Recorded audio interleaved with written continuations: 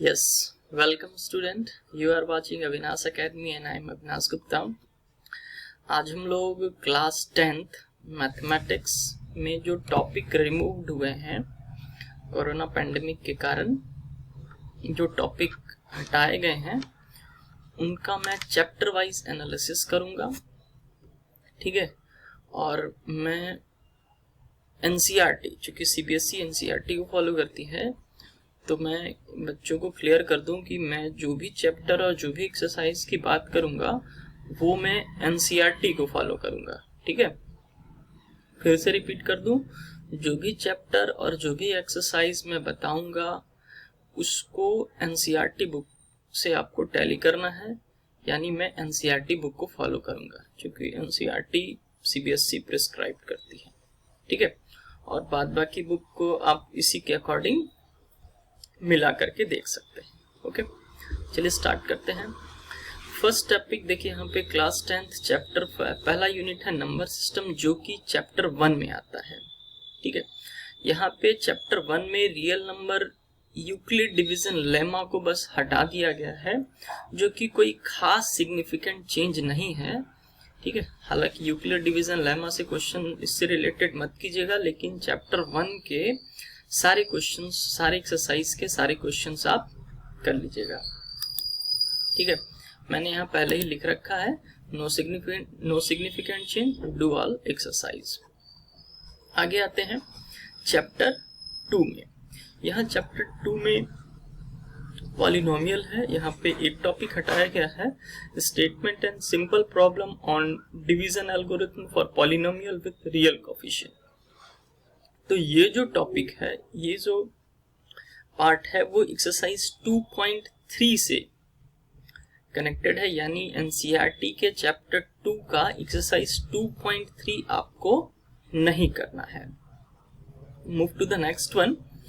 Next है आपका chapter 3, chapter नीचे चला गया, ज्यादा क्या ये क्लास 9th का आ गया,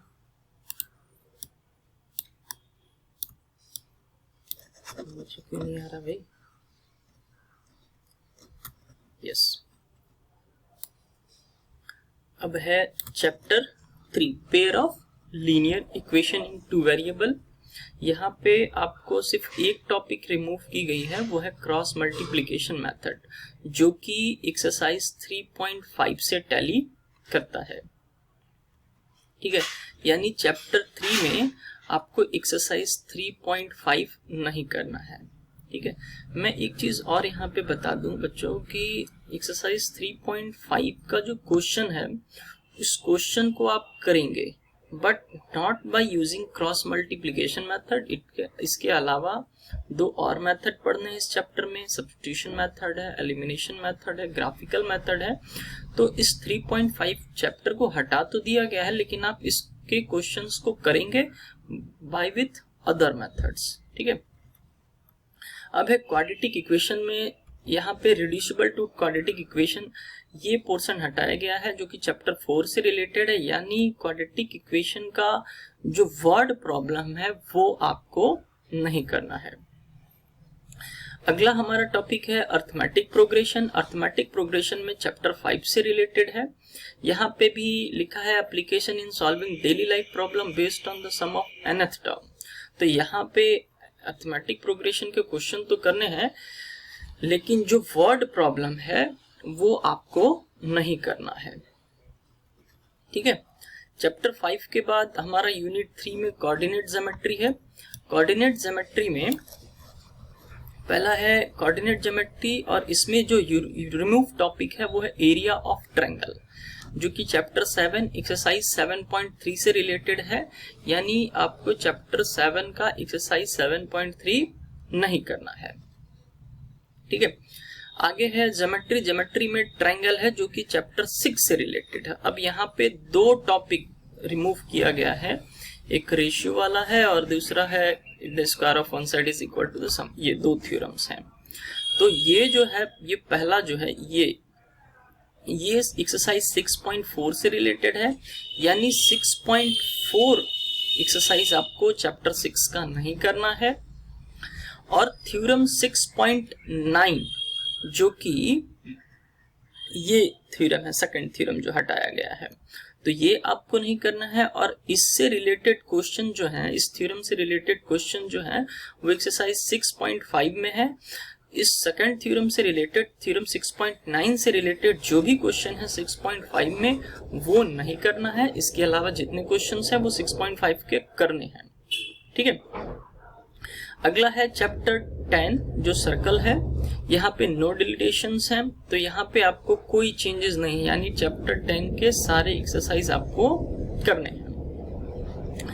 फिर आते हैं कंस्ट्रक्शन में, चैप्टर 11 से रिलेटेड है। यहाँ पे construction of triangle similar to a given triangle, ये पोर्शन हटा दिया गया है, जो कि एक्सरसाइज 11.1 के क्वेश्चन नंबर 2 to 11, ठीक है। ये जो कंस्ट्रक्शन है, कंस्ट्रक्शन का एक्सरसाइज 11.1 क्वेश्चन नंबर 2 to 11 आपको नहीं करना है, बाद बाकी सारे कंस्ट्रक्शंस के क्वेश्चंस आपको करने हैं।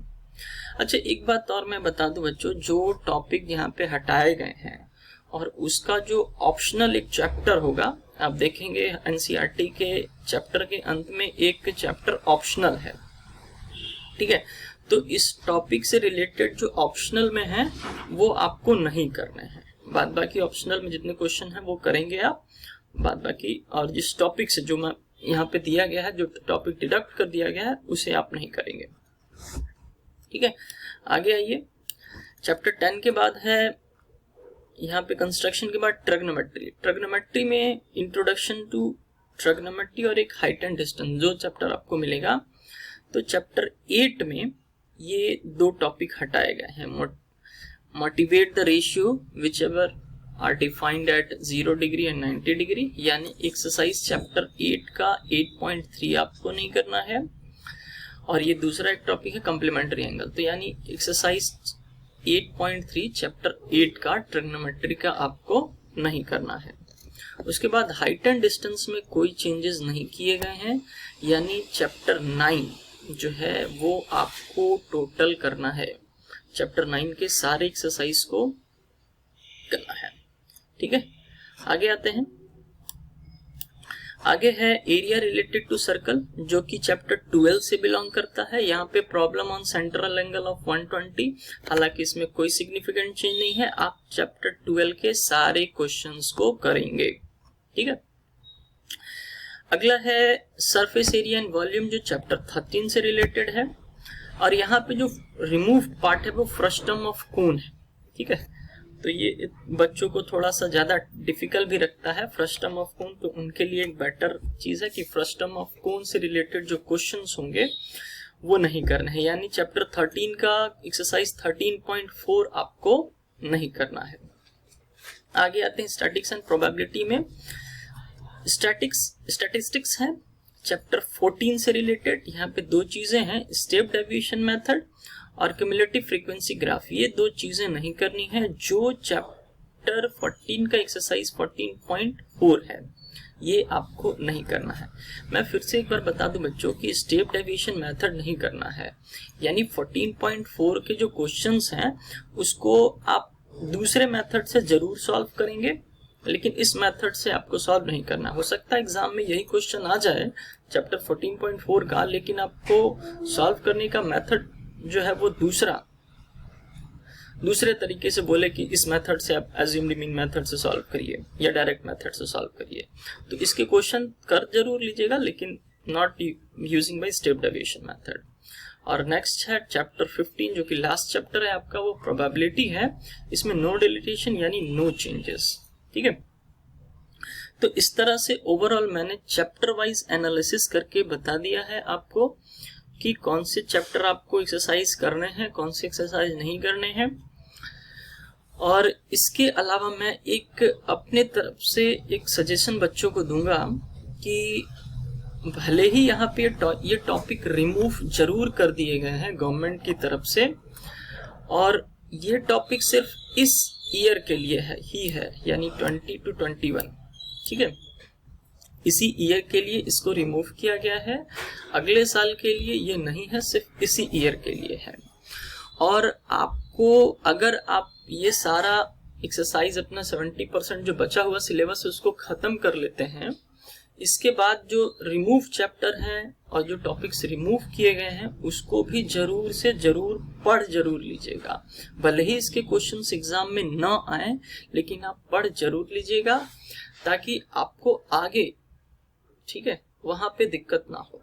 अगर आप आर्ट्स और कॉमर्स स्ट्रीम में जाते हैं आफ्टर 10th तो दिक्कत नहीं हुई, लेकिन यदि आप 10th के बाद साइंस स्ट्रीम चूज करके आगे जाना चाहते हैं तो वहाँ पे कुछ कुछ दिक्कतें फेस करनी पड़ेगी। हाँ, लेकिन जैसे ये चीज है, आर्ट्स और कॉमर्स की बात मैंने की, तो कॉमर्स में जैसे स्टेप डेविएशन मेथड जो बच्चे छोड़ देंगे और कॉमर्स को चूज करेंगे, वो उनको फिर से स्टेप डेविएशन मेथड पढ़ना पड़ेगा। तो कॉमर्स वाले बच्चे भी पढ़ ही लेंगे तो ज्यादा बेहतर है, ठीक है ना। तो ओवरऑल यही मेरा सजेशन है। मैं फिर से एक बार रिपीट कर देता हूँ कि मैंने जो भी चैप्टर, जो भी एक्सरसाइज बताई है वो एनसीईआरटी बुक को फॉलो कर रहा है, ठीक है। तो आप एनसीईआरटी को ही, एनसीईआरटी बुक पे, ठीक है, या तो आप अपने कॉपी पे इस चैप्टर और एक्सरसाइज को नोट कर लीजिए, या फिर बुक निकाल करके अपने बुक पे पेंसिल से टिक कर लीजिए, या फिर स्क्रीनशॉट लेकर के रख लीजिए। ओके, आई होप कि ये मेरा चैप्टर वाइज एनालिसिस आपको समझ आया हो, ठीक है ना। जिनको नहीं समझ में आया हो, कोई डाउट हो, वो आप कमेंट सेक्शन में अपना क्वेश्चंस पूछ सकते हैं, ठीक है। मैं कोशिश करूंगा इंस्टेंट रिप्लाई करने का। Okay, thank you, have a nice day. अगर वीडियो पसंद आया हो, समझ में आया हो, लाइक शेयर सब्सक्राइब करते रहिए। Thank you, have a nice day for watching.